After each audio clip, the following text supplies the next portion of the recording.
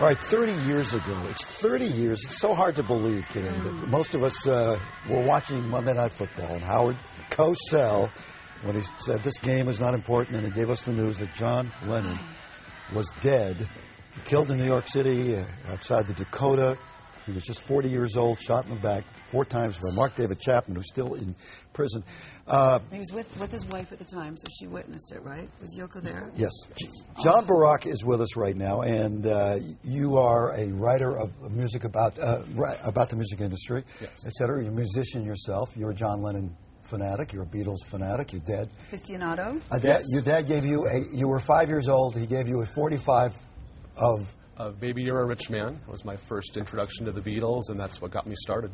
And that has been your life ever since. There is this new coffee table size book out. Yes. And the name of it is? It's called John Lennon, Life is What Happens. And you were asked to write the notes for this book. What is there about you, and we're going to look at some of these pictures, about John Lennon that maybe we don't know that would surprise us? Oh, gosh. Well, there's so much to the man. You know, a lot of people just know him as the former Beatle, the singer, the songwriter. But he was so multifaceted. He was a poet, an author, artist, advocate for peace, advocate for social change.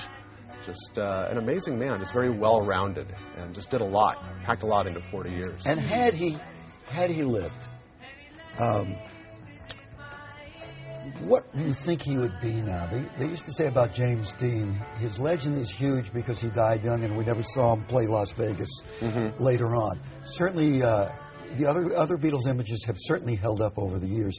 What would he have been by now? What do you think? You know, I think John would have really been involved in social media and Facebook and Twitter and the whole online. He was just so cutting edge, involved in everything that was new. He had to be a part of it. So I really think he would have embraced what's going on now as far as social media. Why did he scare people with his message? Wasn't he investigated at one time, and they tried not to let him back on the... It was just crazy, the government. Yes.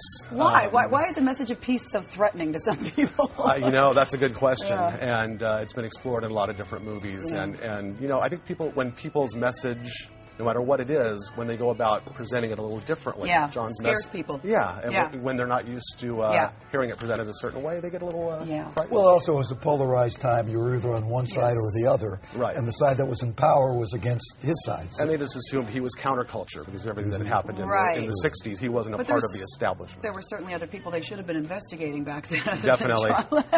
That's true. How long did it take you to compile this book? Actually, I wrote this in a little under 6 months. It was a pretty quick project. We wanted it to come out during this year, which would have been John's 70th birthday, and also the 30th anniversary. Well, you were preparing all your life for this, so... Definitely, yeah. You know, just being a Beatles fan for so long. Have you met Yoko? I have not. I have not met any Beatles. I've seen Paul in concert, seen Ringo in concert. I've never had the pleasure of meeting either one of them, but would love to one day. Yeah. Right now, I wish we could make your dream come true. I realize you have spent your life dealing with them, and you haven't met them.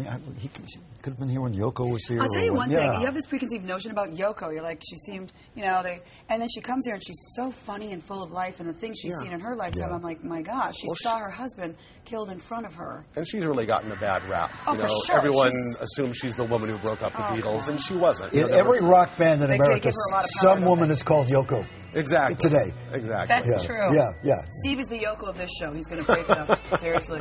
There are days when I feel like the John Lennon of this show. Can I look at your book, Of course, please, of course. And this is from a photographic collection done by Lynn Holland. Am I correct? Wow. There are photos that are going to be on display tonight. Actually, I'm going to be at the Rock and Roll Emporium in Huntington Beach on Main Street from 6 to 8.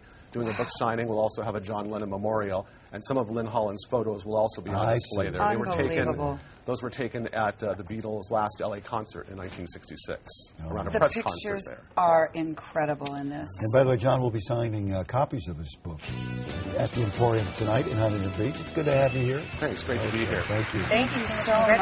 Congratulations. We will be back right after this. See, what if your dad had given you a month of money? I'm glad he didn't. I was on YouTube.